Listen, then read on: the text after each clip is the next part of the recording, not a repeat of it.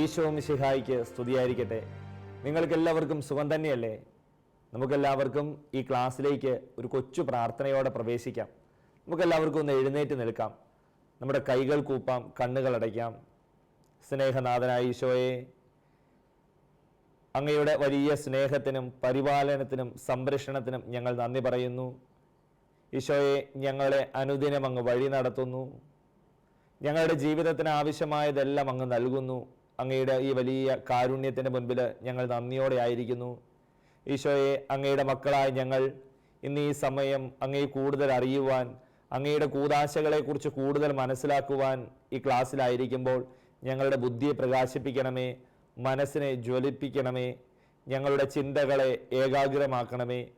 പരിശുദ്ധ അമ്മേ മാതാവേ, അമ്മയുടെ മാധ്യസ്ഥം ഞങ്ങളുടെ കൂടെ ഉണ്ടായിരിക്കണമേ. നിത്യം പിതാവിൻ്റെയും പുത്രൻ്റെയും പരിശുദ്ധാത്മാവിൻ്റെയും നാമത്തിൽ ആമേൻ. പ്രിയമുള്ള കുട്ടികളെ, നമ്മൾ ഒരു പുതിയ പാഠം പഠിക്കുവാൻ വേണ്ടി ഇവിടെ എത്തിയിരിക്കുകയാണ്. നമ്മൾ കഴിഞ്ഞ ക്ലാസ്സിൽ മനസ്സിലാക്കിക്കൊണ്ടിരിക്കുന്നത് എന്താണ് കൂദാശകൾ എന്നാണ്. എന്നാൽ നമ്മൾ ഇന്നത്തെ ക്ലാസ്സിൽ കാണാൻ വേണ്ടി പോകുന്നത് എന്താണ് പ്രവേശക കൂദാശകൾ എന്നാണ്.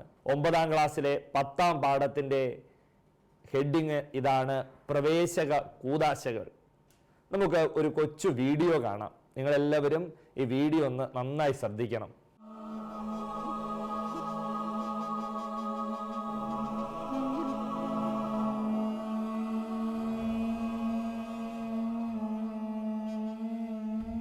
The 11 disciples went to Galilee, to the mountain to which Jesus had ordered them. When they saw him, they worshipped, but they doubted. Then Jesus approached and said to them, "All power in heaven and on earth has been given to me. Go therefore and make disciples of all nations, baptizing them in the name of the Father and of the Son and of the Holy Spirit, teaching them to observe all that I have commanded you. And behold, I am with you always until the end of the age." The Gospel of the Lord. Praise to you, Lord Jesus Christ. നിങ്ങളെല്ലാവരും ഈ video കണ്ടില്ലേ?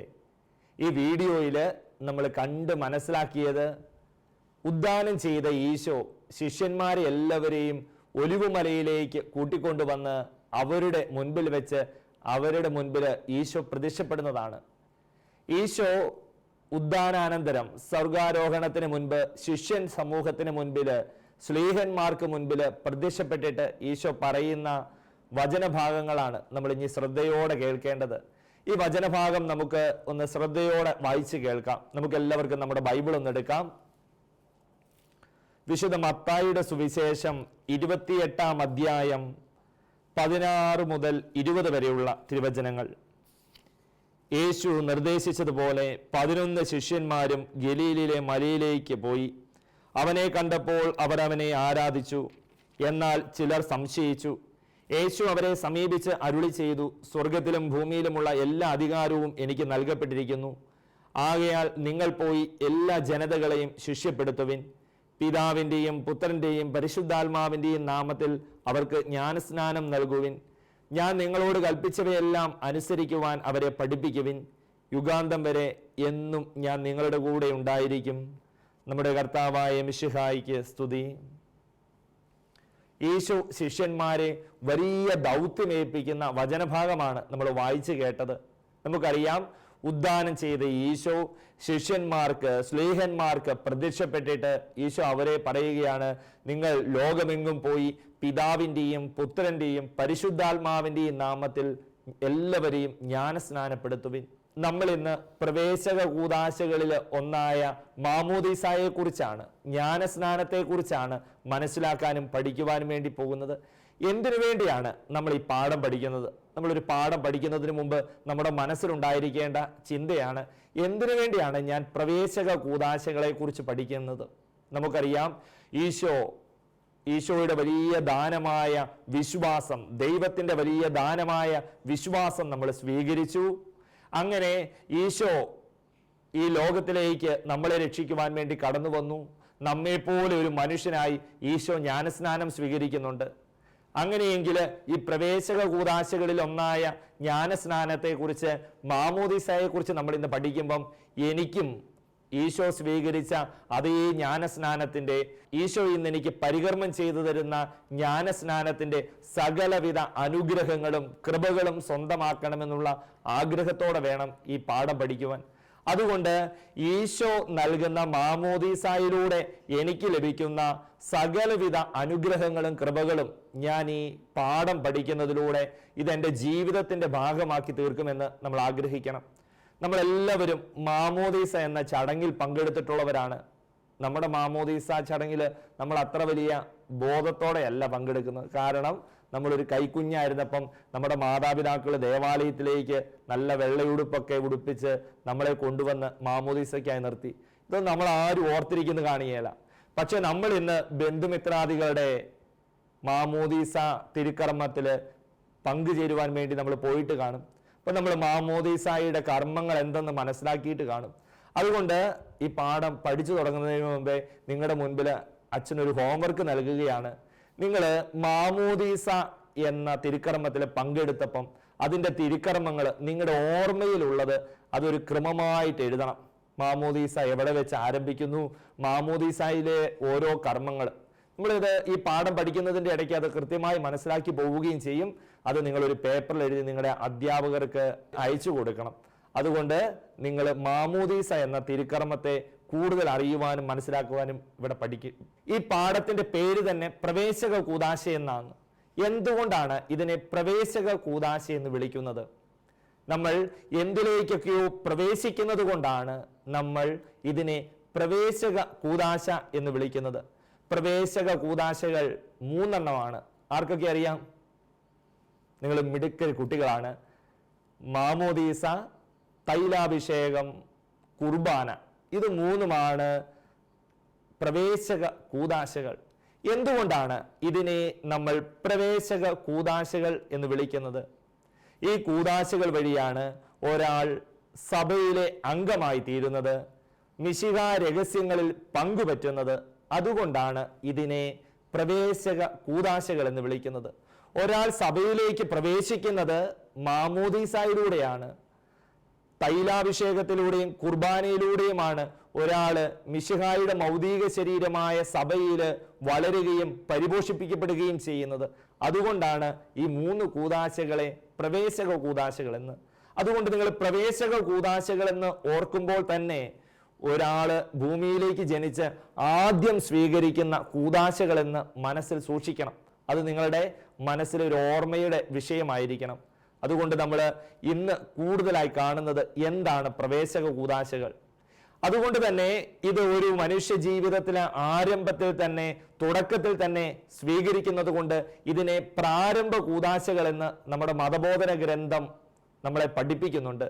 അതുകൊണ്ട് പ്രവേശക കൂദാശകളെ പ്രാരംഭ കൂദാശകൾ എന്നുകൂടി വിളിക്കുന്നു. ഞാൻ നിങ്ങളോട് നേരത്തെ പറഞ്ഞതുപോലെ തന്നെ മാമോദീസായിൽ ഒരാള് ദൈവത്തിന്റെ മകനായി മകളായി ജനിക്കുന്നു. നമ്മളെല്ലാവരും മാമോദീസ സ്വീകരിച്ചവരാണ്. നമ്മൾ മനസ്സിലാക്കേണ്ടത് മാമോദീസായിലൂടെ ദൈവമക്കളായി നമ്മൾ ജനിക്കുന്നു. രണ്ടാമതായിട്ട് തൈലാഭിഷേകത്തിലൂടെ നമ്മൾ പരിശുദ്ധാത്മാവിനാൽ നിറയുന്നു. മൂന്നാമതായി കുർബാനയിലൂടെ നമ്മൾക്ക് ഈശോയെ തന്ന് നമ്മൾ പരിപോഷിപ്പിക്കപ്പെടുന്നു. അങ്ങനെ നമ്മൾ ഈശോയിൽ ജനിച്ച്, സഭയിൽ ജനിച്ച്, പരിശുദ്ധാത്മാവിന്റെ നിറവനുഭവിച്ച്, മൂന്നാമതായിട്ട് ഈശോയെ നമുക്ക് നൽകുന്നതിലൂടെ, കുർബാന സ്വീകരിക്കുന്നതിലൂടെ നമ്മുടെ ജീവൻ, നമ്മുടെ ആത്മാവ് പരിപോഷിപ്പിക്കപ്പെടുന്നു. അതുകൊണ്ടാണ് ഇതിനെ പ്രവേശക കൂദാശകൾ എന്ന് നമ്മൾ വിളിക്കുന്നത്. ഈ കൂദാശകൾ 3ഉം ഒരേ സമയം പരികർമ്മം ചെയ്തതായി നമ്മൾ ആദിമ സഭയിൽ തന്നെ കാണുന്നുണ്ട്. അതുകൊണ്ട് പൗരസ്ത്യ സുറിയാനി പാരമ്പര്യത്തിലുള്ള നമ്മുടെ സീറോ മലബാർ സഭയിൽ ഈ 3 കൂദാശകളും ഒരുമിച്ചാണ് നൽകുന്നത്. നിങ്ങൾക്കറിയാം, നിങ്ങൾ മാമോദീസ സ്വീകരണത്തിനായിട്ട് മാമോദീസായുടെ ചടങ്ങിൽ പങ്കെടുക്കുവാൻ വേണ്ടി നിങ്ങൾ ദേവാലയത്തിൽ ചെല്ലുമ്പോൾ നിങ്ങൾക്കറിയാം, ഈ 3 കൂദാശകളും ആദ്യം മാമോദീസ നൽകുന്നു, ശേഷം തൈലാഭിഷേകം നൽകുന്നു, അതിന് ഏറ്റവും അവസാനമായി കുർബാന മധ്യേ വിശുദ്ധ കുർബാന സ്വീകരണ സമയത്ത് ഈ കുഞ്ഞിൻ്റെ നാവില് തിരുരക്തത്തിൽ മുക്കി നാവിൽ മുട്ടിച്ച ശേഷം വിശുദ്ധ കുർബാന നൽകുന്നു. അങ്ങനെ മാമോദീസായും തൈലാഭിഷേകവും കുർബാനയും ഒരേ സമയം നൽകുന്ന പാരമ്പര്യമാണ് നമ്മുടെ സഭയിലുള്ളത്. നമ്മളെല്ലാവരും ഇന്ന് അങ്ങനെയാണ് അനുഷ്ഠിച്ചു പോരുന്നതും. നിങ്ങളെല്ലാം അങ്ങനെ മാമോദീസ സ്വീകരിച്ചവരാണെന്നാണ് അച്ഛന് മനസ്സിലാക്കുന്നത്. നിങ്ങൾ അങ്ങനെയാണോ സ്വീകരിച്ചിരിക്കുന്നത്? നിങ്ങൾ അങ്ങനെയാണ് മാമോദീസായും തൈലാഭിഷേകവും കുർബാനയും സ്വീകരിച്ചിരിക്കുന്നത്. അതുകൊണ്ട് നമ്മൾ പ്രവേശക കൂദാശകളെ കുറിച്ച് കൂടുതൽ അറിയാനും മനസ്സിലാക്കാനും വേണ്ടി പോവുകയാണ്. നമുക്ക് ഒരു കൊച്ചു വീഡിയോ കാണാം.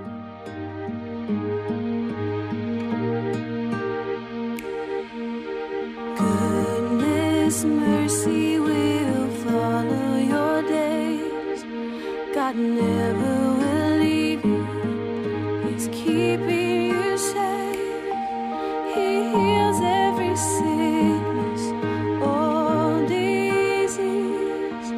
He offers you love and perfect peace. Jesus loves you.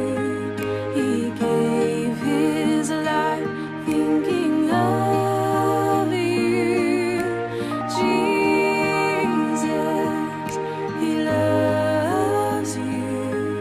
You are his child and he loves you.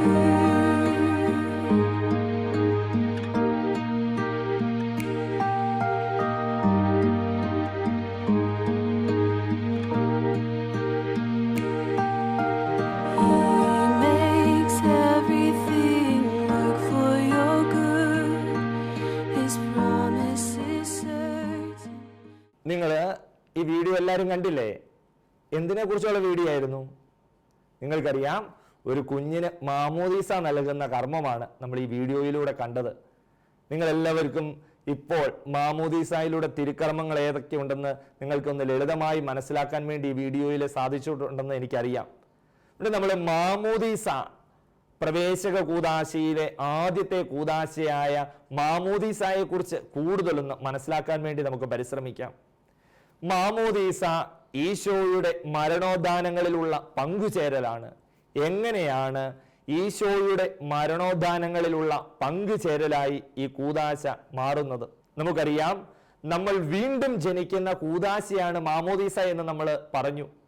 നമ്മളത് മനസ്സിലാക്കുകയും ചെയ്യുന്നു. ഇനി കൂടുതൽ മനസ്സിലാക്കുകയും ചെയ്യും. നമ്മൾ മാമോദീസായിലൂടെ ഈശോയുടെ മരണത്തിലും ഉദ്ധാനത്തിലും പങ്കുചേരുകയും വീണ്ടും ജനിക്കുകയും ചെയ്യും. എന്താണ് ഈ വീണ്ടും ജനനമെന്ന് നമ്മൾ മുൻപോട്ട് പോകുമ്പോൾ നമ്മൾ കാണും. നമുക്കറിയാം, നമ്മുടെ സഭയിൽ നമ്മുടെ മാമോദീസ ക്രമത്തിൽ നമ്മൾ കണ്ടുമുട്ടുന്നുണ്ട് വൈദികൻ ജ്ഞാനസ്നാനാർത്ഥിയുടെ ശിരസിന്മേൽ വെള്ളമൊഴിക്കുന്നത്. എന്നാൽ ആദ്യകാല ജ്ഞാനസ്നാന അവസരത്തില് ഈ മാമോദീസ ആർത്തിയെ വെള്ളത്തിൽ മുക്കുകയും ഉയർത്തുകയും ചെയ്തിരുന്നു. എന്തിന്റെ സൂചകമായിട്ടാണ് അത് ചെയ്തിരുന്നത്? നമുക്ക് മനസ്സിലാക്കാം. ഈ ജ്ഞാനസ്നാനാർത്ഥിയെ വെള്ളത്തിൽ മുക്കുന്നതിലൂടെ അർത്ഥമാക്കുന്നത് പാപത്തിൽ മരിച്ചു, ക്രിസ്തുവിനോടൊപ്പം മരിച്ച് സംസ്കരിക്കപ്പെട്ട ഒരാളെയാണ് സൂചിപ്പിക്കുന്നത്. വെള്ളത്തിൽ നിന്ന് ഉയർത്തുന്നതാകട്ടെ ഈശോയോടൊപ്പം ഉയർത്തെഴുന്നേറ്റ ഒരു വലിയ അനുഭവം ഈ ജ്ഞാനസ്നാനാർത്ഥിക്ക് നൽകുന്നു. പക്ഷേ നമ്മൾ ഇന്നത്തെ ജ്ഞാനസ്നാന അവസരത്തിൽ തലയിൽ വെള്ളമൊഴിച്ചുകൊണ്ട് മാമോദീസ തൊട്ടിക്ക് സമീപം ഈ കുഞ്ഞിനെ കൊണ്ടുവന്ന് നിർത്തിയിട്ട് അതിന് വെള്ളമൊഴിച്ച് പിതാവിൻ്റെയും പുത്രൻ്റെയും പരിശുദ്ധാത്മാവിൻ്റെയും നാമത്തിൽ ഇന്നയാളെ മാമോദീസ മുക്കപ്പെടുന്നു എന്ന് അരുളി ചെയ്യുന്നതോടെ നമ്മൾ ക്രിസ്തുവിനോടൊപ്പം മരിച്ച് സംസ്കരിക്കപ്പെട്ട് ക്രിസ്തുവിൽ ഉയർപ്പിക്കപ്പെടുന്നു എന്ന് സൂചിപ്പിക്കുന്നു. അങ്ങനെയെങ്കിൽ ക്രിസ്തുവിൻ്റെ ഈശോയുടെ മരണോദ്ധാനങ്ങളിലുള്ള പങ്കുചേരലാണ് ഈ ജ്ഞാനസ്നാനമെന്ന് നമ്മൾ മനസ്സിലാക്കുന്നു. വിശുദ്ധ പൗലോസ് ശ്ലീഹ റോമാക്കാർക്ക് എഴുതിയ ലേഖനം 6-ാം അധ്യായം 3-4 തിരുവചനങ്ങൾ ഇത് നമ്മളെ ഓർമ്മപ്പെടുത്തുന്നുണ്ട്. നമുക്ക് ബൈബിൾ ഒരിക്കൽ കൂടി എടുക്കാം. എല്ലാവരും എന്നോടൊപ്പം ഈ വചനം ചേർന്ന് വായിച്ച് നിങ്ങളുടെ മനസ്സിൽ വായിച്ചു പോകണം. വിശുദ്ധ പൗലോസ് ശ്ലീഹ റോമാക്കാർക്ക് എഴുതിയ ലേഖനം 6-ാം അധ്യായം 3-4 തിരുവചനങ്ങൾ. അങ്ങനെ അവന്റെ മരണത്തോട് നമ്മെ ഐക്യപ്പെടുത്തിയ ജ്ഞാനസ്നാനത്താൽ നാം അവനോടൊത്ത് സംസ്കരിക്കപ്പെട്ടു. ക്രിസ്തു മരിച്ചതിന് ശേഷം പിതാവിന്റെ മഹത്വത്തിൽ ഉയർത്തെഴുന്നേറ്റതുപോലെ നാമും പുതിയ ജീവിതം നയിക്കേണ്ടതിനാണ് അവനോടൊപ്പം സംസ്കരിക്കപ്പെട്ടത്. അവന്റെ മരണത്തിന് സദൃശ്യമായ ഒരു മരണത്തിൽ നാം അവനോട് ഐക്യപ്പെട്ടവരായെങ്കിൽ അവന്റെ പുനരുദ്ധാനത്തിന് സദൃശ്യമായ ഒരു പുനരുദ്ധാനത്തിലും അവനോട് ഐക്യപ്പെട്ടവരായിരിക്കും. നമുക്കറിയാം പൗലോസ്ലീഹ എപ്രകാരമാണ് ഈശോയുടെ കുരിശു മരണത്തോടും സംസ്കാരത്തോടും നമ്മുടെ മാമോദീസ ബന്ധപ്പെട്ടിരിക്കുന്നത്. എപ്രകാരമാണ് ഈ ക്രിസ്തുവിൻ്റെ ഉയിർപ്പിനോട്, ഈശോയുടെ ഉയിർത്തെഴുന്നേൽക്കലിനോട് നമ്മുടെ മാമോദീസ സ്വീകരണം ചേർന്ന് നിൽക്കുന്നതെന്ന് നമ്മളെ പഠിപ്പിക്കുകയാണ്. അതുകൊണ്ട് നമ്മൾ മാമോദീസായെക്കുറിച്ച് ആദ്യം മനസ്സിലാക്കേണ്ടത് ഈശോയുടെ മരണത്തോട്, ഈശോയുടെ ഉദ്ധാനത്തോട് ഞാൻ ചേർന്ന് പങ്കുവയ്ക്കുന്നു എന്നുള്ളതാണ്.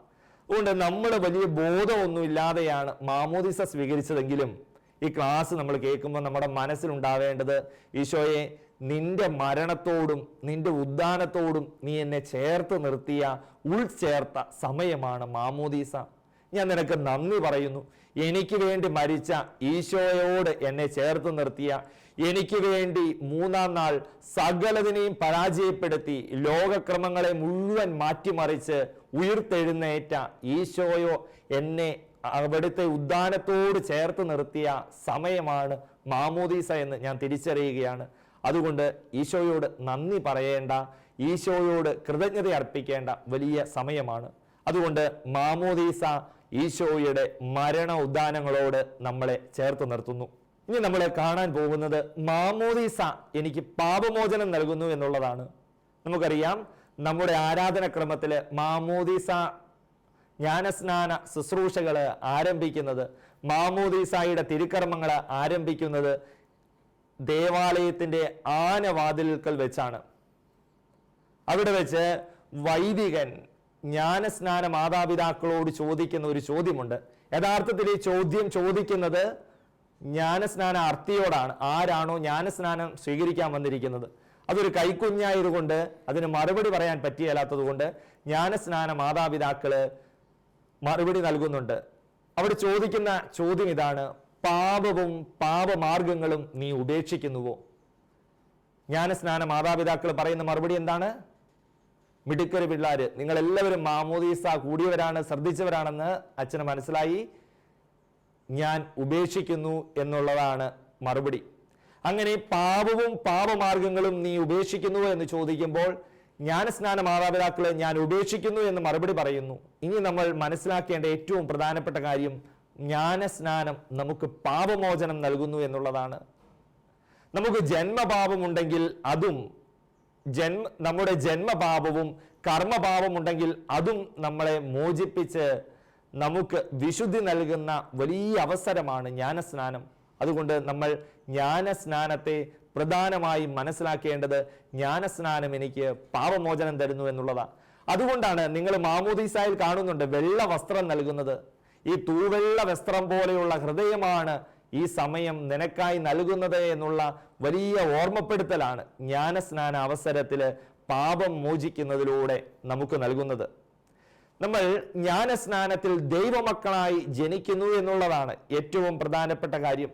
നിക്കോദെമോസ് ഈശോയുടെ അടുത്തെത്തി ഒരു രാത്രി ചോദിക്കുന്നുണ്ട്, ഈശോയെ ഞാൻ രക്ഷ പ്രാപിക്കാൻ എന്ത് ചെയ്യണം?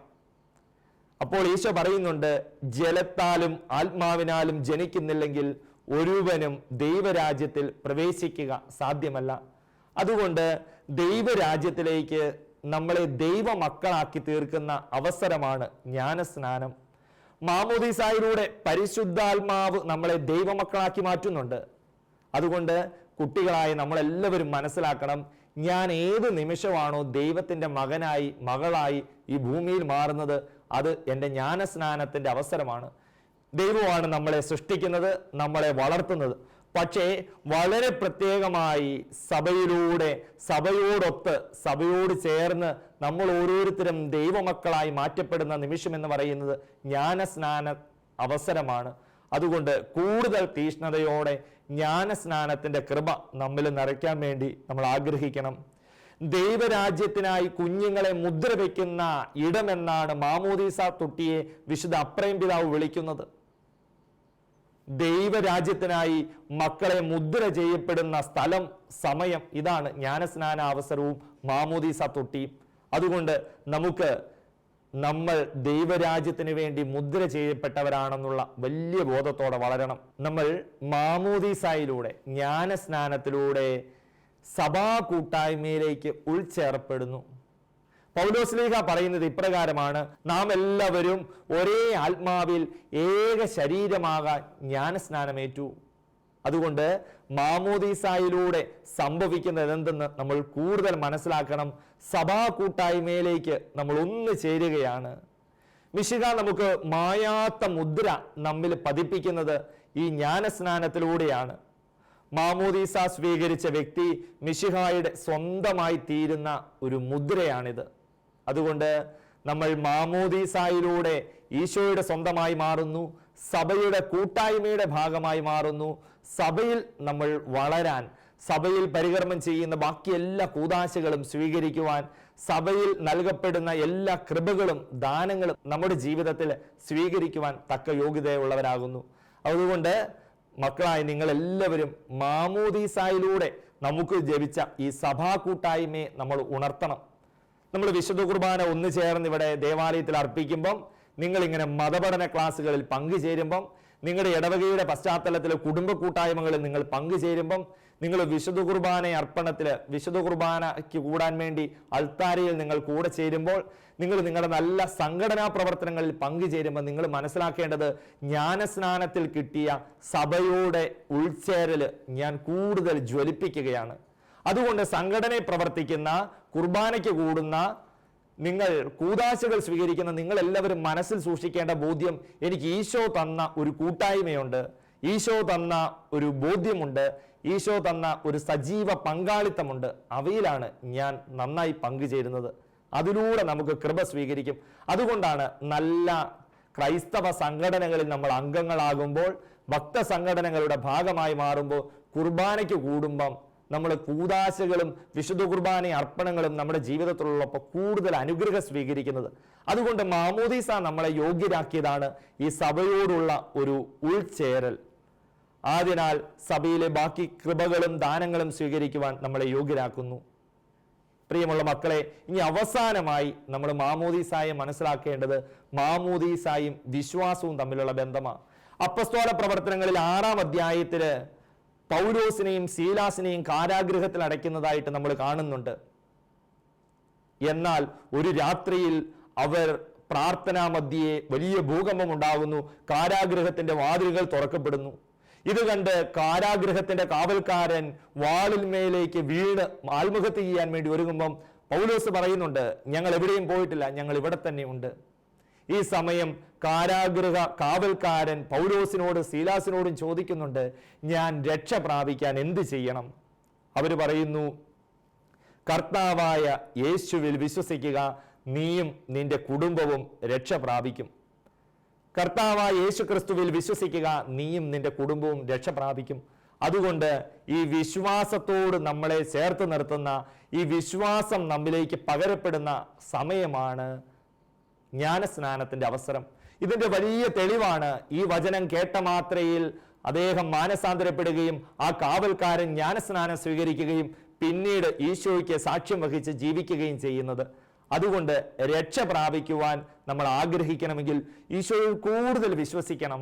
ഈശോയിലേക്ക് വിശ്വസിക്കാൻ നമ്മളെ ക്ഷണിച്ച കൂദാശയാണ് ഈ ജ്ഞാനസ്നാനാവസരം, മാമോദീസ. അതുകൊണ്ട് ഈശോ നൽകിയ വലിയ ദൗത്യമാണ് ലോകമെങ്ങും പോയി പിതാവിൻ്റെയും പുത്രൻ്റെയും പരിശുദ്ധാത്മാവിൻ്റെയും നാമത്തിൽ എല്ലാവരെയും ജ്ഞാനസ്നാനപ്പെടുത്തുവാൻ. ആ ജ്ഞാനസ്നാനം നമുക്ക് ദൈവം വലിയ ദാനമായി കൃപയായി തന്നു. അത് സ്വീകരിച്ചിട്ടാണ് ഇന്ന് നമ്മൾ മതബോധന ക്ലാസ്സിൽ 9-ാം ക്ലാസ് വരെ എത്തിയിരിക്കുന്നത്. അതുകൊണ്ട് ഈ ജ്ഞാനസ്നാനത്തിന്റെ കൃപ നമ്മിൽ ജ്വലിക്കണം. വിശ്വാസത്തിൽ വളരാൻ വേണ്ടി നമ്മൾ ആഗ്രഹിക്കണം. ആകയാൽ യേശു കർത്താവാണെന്ന് എൻ്റെ അധരം കൊണ്ട് ഏറ്റുപറയുവാൻ, ഹൃദയം കൊണ്ട് വിശ്വസിക്കുവാൻ, ലോകത്തിന്റെ അതിർത്തികളോളം സാക്ഷ്യം വഹിക്കുവാൻ എനിക്കാവണം. അങ്ങനെ ആകുമ്പോഴാണ് എനിക്ക് ഈശോ തന്ന ജ്ഞാനസ്നാനത്തിന്റെ വലിയ ചൈതന്യം എനിക്ക് ജീവിക്കാൻ വേണ്ടി പറ്റുന്നത്. അതുകൊണ്ട് മക്കളെ, നമ്മൾ പ്രവേശക കൂദാശയിലെ ആദ്യത്തെയായ ജ്ഞാനസ്നാനത്തെക്കുറിച്ച് മനസ്സിലാക്കുമ്പോൾ കൂടുതൽ താല്പര്യത്തോടെ, കൂടുതൽ ജ്വലനത്തോടെ, കൂടുതൽ ആഗ്രഹത്തോടെ ഈ മാമോദീസായെ അറിയുവാൻ, ഈ മാമോദീസായുടെ ചൈതന്യവും ഫലവും എൻ്റെ ജീവിതത്തിൽ ഞാൻ ആയിരിക്കുന്ന ഇടങ്ങളിൽ നൽകുവാൻ വേണ്ടി നമുക്ക് പരിശ്രമിക്കണം.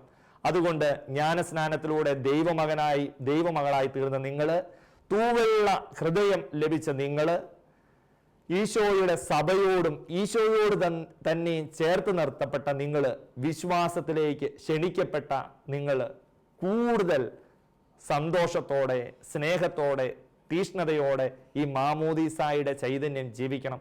ഇതിനു വേണ്ടിയാണ് നമ്മൾ ഈ പാഠം പഠിക്കുമ്പം ആഗ്രഹിക്കുകയും പരിശ്രമിക്കുകയും ചെയ്യുന്നത്. ഈ സമയം ഓർമ്മയിൽ സൂക്ഷിക്കുവാൻ വേണ്ടി ഒരു വചനം നൽകുകയാണ്. എല്ലാവരും ഈ വചനം മനസ്സിൽ സൂക്ഷിക്കണം.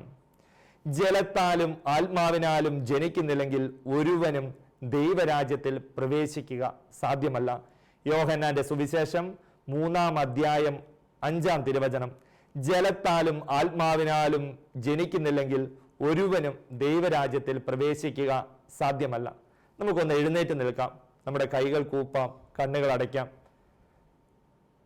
മാമോദീസായിലൂടെ ഞങ്ങളെ ദൈവമക്കളാക്കി തീർത്ത ദൈവമേ, ഞങ്ങൾ അങ്ങേക്ക് നന്ദി പറയുന്നു. അങ്ങയുടെ ജ്ഞാനസ്നാനത്തിലൂടെ അങ്ങ് ഞങ്ങൾക്ക് നൽകുന്ന ബോധ്യങ്ങളുണ്ട്. ഞങ്ങളെ ദൈവമക്കളാക്കി തീർക്കുന്നു. ഞങ്ങളുടെ ഹൃദയങ്ങളെ തൂവെള്ള വസ്ത്രം പോലെ വെണ്മയുള്ളതാക്കി മാറ്റുന്നു. സഭയുടെ അംഗങ്ങളാക്കി ദൈവമക്കളാക്കി ഞങ്ങളെ തീർക്കുന്നു.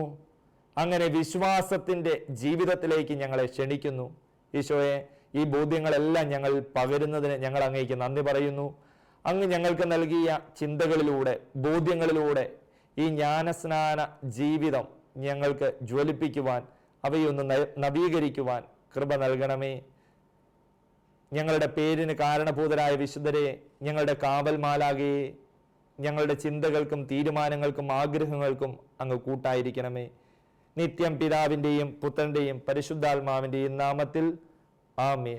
ഈശോ മിശിഹായിക്ക് സ്തുതിയായിരിക്കട്ടെ.